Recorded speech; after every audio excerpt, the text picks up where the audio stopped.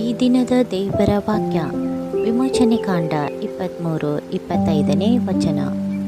ನಿಮ್ಮ ದೇವರಾದ ಯೆಹೋವನೊಬ್ಬನನ್ನೇ ಆರಾಧಿಸಬೇಕು, ಆಗ ಆತನು ನಿಮ್ಮ ಅನ್ನಪಾನಗಳನ್ನು ಆಶೀರ್ವದಿಸುವನು, ನಿಮ್ಮೊಳಗೆ ಯಾವ ವ್ಯಾಧಿಯೂ ಉಂಟಾಗದಂತೆ ಮಾಡುವೆನು. ಪ್ರಿಯ ದೇವಜನರೇ, ದೇವರು ಈ ಸಬ್ಬತ್ ದಿನದ ಬೆಳಗಿನ ಜಾವದಲ್ಲಿ ನಿಮ್ಮನ್ನು ನೋಡಿ ಹೀಗೆ ಹೇಳುತ್ತಿದ್ದಾರೆ, ನಿಮಗೆ ನಿಮ್ಮ ಅನ್ನಪಾನಗಳು ಆಶೀರ್ವದಿಸಲ್ಪಡಬೇಕೇ? ನಿಮಗೆ ಒಳ್ಳೆಯ ಆರೋಗ್ಯ ಬೇಕೇ? ಹಾಗಿದ್ದರೆ ನಿನ್ನ ಪೂರ್ಣ ಹೃದಯದಿಂದಲೂ, ಪೂರ್ಣ ಪ್ರಾಣದಿಂದಲೂ, ಪೂರ್ಣ ಶಕ್ತಿಯಿಂದಲೂ, ತನು ಮನ ಧನಗಳಿಂದಲೂ ದೇವರನ್ನು ಆರಾಧಿಸಬೇಕು. ಯೆಹೋವನೊಬ್ಬನನ್ನೇ ದೇವರು, ಆತನೇ ಸರ್ವಶಕ್ತ ದೇವರು ಎಂಬುದಾಗಿ ನೀವು ಆರಾಧಿಸಬೇಕು.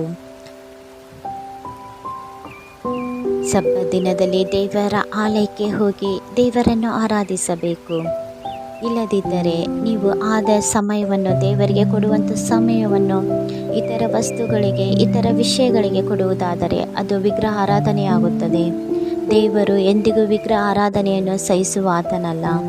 ನೀವು ವಾಕ್ಯ ಓದುವ ಸಮಯವನ್ನು ಬಿಟ್ಟು ಅದು ನೀವು ಲೋಕದ ರೀತಿಯಲ್ಲಿ ನಡೆದುಕೊಂಡರೂ ಅದು ವಿಗ್ರಹ ಆರಾಧನೆಯೇ ಆಗುತ್ತದೆ. ಆದ್ದರಿಂದ ಪ್ರಿಯರೇ, ಸಬ್ಬತ್ ದಿನವನ್ನು ದೇವರ ದಿನವೆಂಬುದಾಗಿ ನೀವು ಆಚರಿಸಬೇಕು.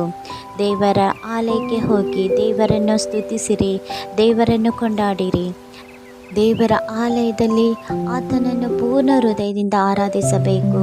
ದೇವರು ಈ ವಾರವೆಲ್ಲ ನಮ್ಮನ್ನು ಕಾಯ್ದು ಕಾಪಾಡಿದ್ದಾನೆ. ಎಷ್ಟು ಜನರು ಈ ದಿನವನ್ನು ಕಾಣದೆ ಹೋಗಿದ್ದಾರೆ, ಎಷ್ಟು ಜನರು ಮರಣದ ಹಾಸಿಗೆಯಲ್ಲಿ ಇದ್ದಾರೆ.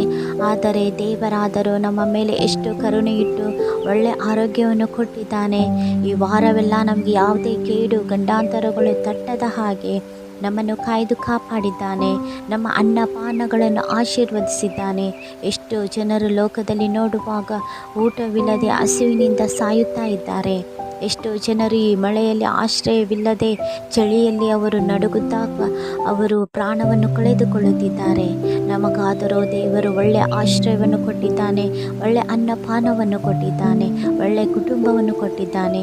ದೇವರು ಕೊಟ್ಟಿರುವಂಥ ಪ್ರತಿಯೊಂದೊಂದು ವಿಷಯಗಳಿಗಾಗಿ ದೇವರಲ್ಲಿ ಕೃತಜ್ಞತಾಸ್ತುತಿಯಿಂದ, ದೀನ ಭಾವದಿಂದ ಆಲಯಕ್ಕೆ ಹೋಗಿ ಆತನನ್ನು ಸ್ತುತಿಸಿ ಕೊಂಡಾಡುವಾಗ ದೇವರು ನಿಮ್ಮನ್ನು ಆಶೀರ್ವದಿಸುತ್ತಾನೆ.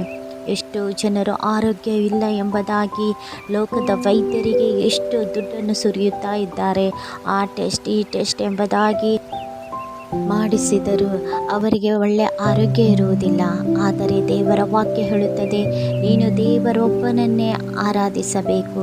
ಆತನನ್ನು ಆರಾಧಿಸಿ ನೋಡು, ನಿನಗೆ ಆರೋಗ್ಯ ಸಿಗುತ್ತದೆ, ನಿನ್ನಲ್ಲಿ ಯಾವ ವ್ಯಾಧಿಯೂ ಇರುವುದಿಲ್ಲ ಎಂಬುದಾಗಿ ವಾಕ್ಯ ಹೇಳುತ್ತದೆ. ಆದ್ದರಿಂದ ಪ್ರಿಯರೇ, ದೇವರಿಗೆ ಕೊಡುವ ಸಮಯವನ್ನು ದೇವರಿಗೆ ಕೊಟ್ಟು ದೇವರನ್ನು ಪೂರ್ಣ ಹೃದಯದಿಂದ ಆರಾಧಿಸಿ. ಹಾಗೆ ಮಾಡುವುದಾದರೆ ಈ ಸಮಯದಲ್ಲಿ ನನ್ನೊಟ್ಟಿಗೆ ಹೀಗೆ ಪ್ರಾರ್ಥನೆ ಮಾಡಿರಿ.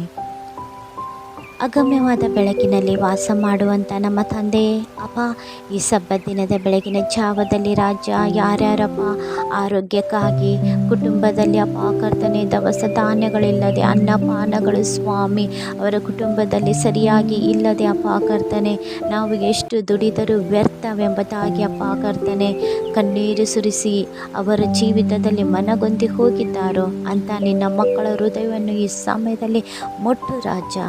ಈಗೋ ಮಗಳೇ, ಮಗನೇ, ನಾನಿದ್ದೇನೆ, ನನ್ನನ್ನೇ ನೀನು ಆರಾಧಿಸು, ನನ್ನನ್ನೇ ನೀನು ನಂಬು, ಆಗ ನಾನು ನಿನ್ನನ್ನು ಆಶೀರ್ವದಿಸುತ್ತೇನೆ, ನಿನ್ನ ಅನ್ನಪಾನಗಳನ್ನು ಆಶೀರ್ವದಿಸುತ್ತೇನೆ, ನಾನು ನಿನಗೆ ಆರೋಗ್ಯವನ್ನು ಕೊಡುತ್ತೇನೆ, ನಿನ್ನಲ್ಲಿ ಯಾವ ವ್ಯಾಧಿಯೂ ಇಲ್ಲ ಎಂಬುದಾಗಿ ಅಪ್ಪ ಅವರನ್ನು ಬಲಪಡಿಸು, ಅವರನ್ನು ಆಶೀರ್ವದಿಸು ಸ್ವಾಮಿ. ಹಾಗೆ ಮಾಡುವ ದೇವರು ನೀವಾಗಿರುವುದಕ್ಕಾಗಿ ಸ್ತೋತ್ರ. ಯಾರ್ಯಾರು ಈ ಸಮಯದಲ್ಲಿ ಮರಣದ ಹಾಸಿಗೆಯಲ್ಲಿದ್ದಾರೋ, ಅನಾರೋಗ್ಯದಲ್ಲಿ ಇದ್ದಾರೋ ಅಂತೆಲ್ಲ ನಿನ್ನ ಮಕ್ಕಳಿಗೆ ಆರೋಗ್ಯವನ್ನು ಕೊಡಪ್ಪ. ನಿನ್ನ ವಾಕ್ಯವನ್ನು ಎಂಬಂತೆ ಅಪ್ಪ ಕರ್ತನೆ ಕಳುಹಿಸಿ ಅವರಿಗೆ ಒಳ್ಳೆಯ ಆರೋಗ್ಯವನ್ನು ನೀನು ಅನುಗ್ರಹಿಸಿಕೊಡು.